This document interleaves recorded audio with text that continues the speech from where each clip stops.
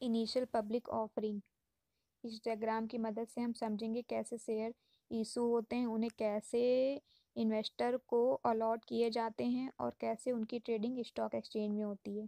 तो सबसे पहले जो फर्म होती है वो अपना आईपीओ या शेयर जो होता है वो किसी बैंक, इंस्टीट्यूट या कोई ऐसी कंपनी जहाँ पे शेयर इशू होते हैं, सेल किए जाते हैं, उनको हायर करती है।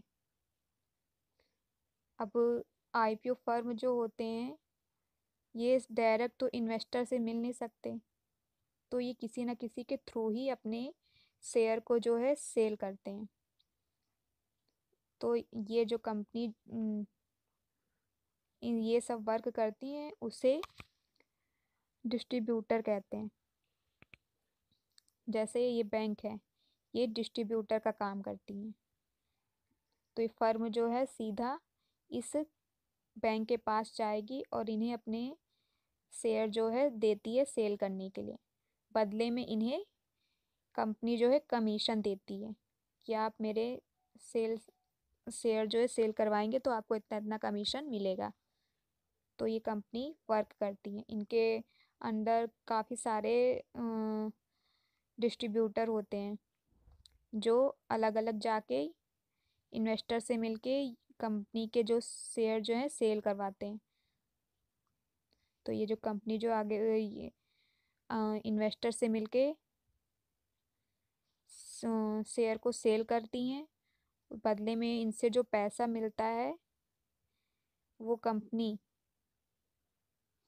अपना कमीशन काट के वापस जो फर्म होती है या कोई कंपनी होती है जिसने आईपीओ लॉन्च किया है उनको दे देते हैं। मतलब अपना कमीशन रख लेते हैं, बाकी पैसा इन्हें वापस कर दिया जाता है और इन्वेस्टर को इस कंपनी में हिस्सेदारी मिल जाती है और जो फर्म वगैरह होती है उनको एक पैसा मिल जाता है जिसका यूज़ वो कंपनी की ग्रोथ के लिए करते हैं। और जो है ये स्टॉक एक्सचेंज में भी लिस्ट हो जाते हैं। अब ये जो इन्वेस्टर जो शेयर खरीदे हैं इन्वेस्टर ने, उसकी जो ट्रेडिंग जो है ये स्टॉक एक्सचेंज में करते हैं। ये कंपनी पहले ही स्टॉक एक्सचेंज में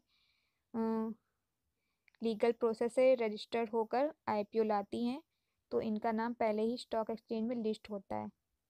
अब जब कंपनी जैसे जैसे ग्रो करती है उसका पूरी जो डिटेल है वो इन्वेस्टर को यहाँ से मिलती रहती है। इन्वेस्टर जो है जब चाहे अपने जो शेयर हैं उनको सेल कर सकते हैं, जब चाहे खरीद सकते हैं। अगर इन्वेस्टर को लगता है कि वो लॉस में जा रहे हैं तो वो अपने शेयर जो हैं सेल कर सकते हैं।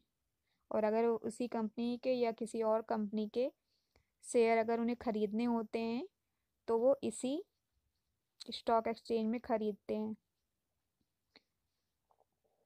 कंपनी की क्या पोजीशन है इन सब की पूरी डिटेल इन्वेस्टर स्टॉक एक्सचेंज से देख सकते हैं।